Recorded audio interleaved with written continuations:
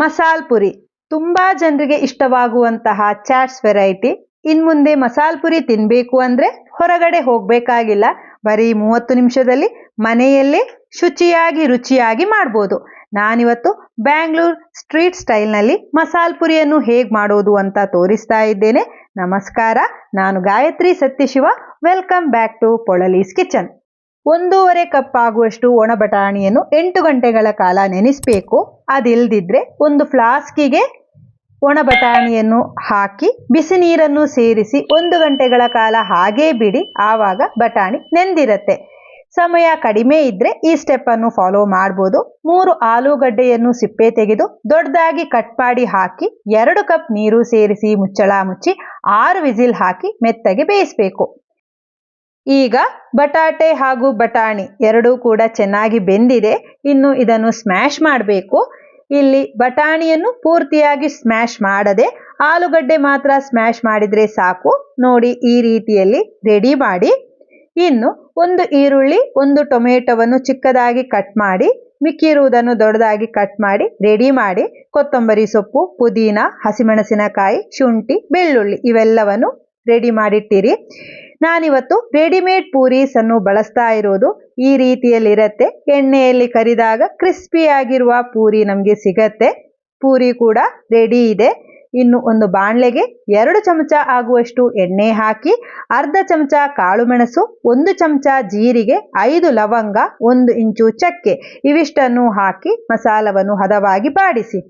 ನಂತರ ಖಾರಕ್ಕೆ ತಕ್ಕಷ್ಟು ಹಸಿಮೆಣಸಿನಕಾಯಿ, ನಾನು 2 ಹಸಿಮೆಣಸಿನಕಾಯಿ ಹಾಕಿರೋದು, 3 ಎಸಳು ಬೆಳ್ಳುಳ್ಳಿ, 1 ಇಂಚು ಶುಂಠಿ ಹಾಕಿ ಇದನ್ನು ಸಹ ಹದವಾಗಿ ಬಾಡಿಸಿದ ನಂತರ ದೊಡ್ಡದಾಗಿ ಕಟ್ ಮಾಡಿರುವ 3 ಈರುಳ್ಳಿ, 2 ಟೊಮೆಟೊ ಹಾಕಿ. ಮಸಾಲ್ ಪುರಿ ಅಂದಮೇಲೆ ಮಸಾಲ ಇರಲೇಬೇಕು. ಮೊದಲಿಗೆ ಅರ್ಧ ಚಮಚ ಅರಶಿನ ಪುಡಿ, ಅರ್ಧ ಚಮಚ ಧನಿಯಾ ಪುಡಿ, ಅರ್ಧ ಚಮಚ ಜೀರಿಗೆ ಪುಡಿ, 1 ಚಮಚ ಗರಂ ಮಸಾಲ, 3/4 ಚಮಚ ಚಾಟ್ ಮಸಾಲ, 1 ಚಮಚ ಅಚ್ಚಕಾರದ ಪುಡಿ, ರುಚಿಗೆ ತಕ್ಕಷ್ಟು ಉಪ್ಪು ಇವೆಲ್ಲವನ್ನು ಹಾಕಿ ಚೆನ್ನಾಗಿ ಮಿಕ್ಸ್ ಮಾಡಿ 1 ನಿಮಿಷಗಳ ಕಾಲ ಫ್ರೈ ಮಾಡಿ. ಈರುಳ್ಳಿ ಟೊಮೆಟೊ ಜೊತೆ ಮಸಾಲ ಚೆನ್ನಾಗಿ ಬ್ಲೆಂಡ್ ಆದರೆ ಸಾಕು.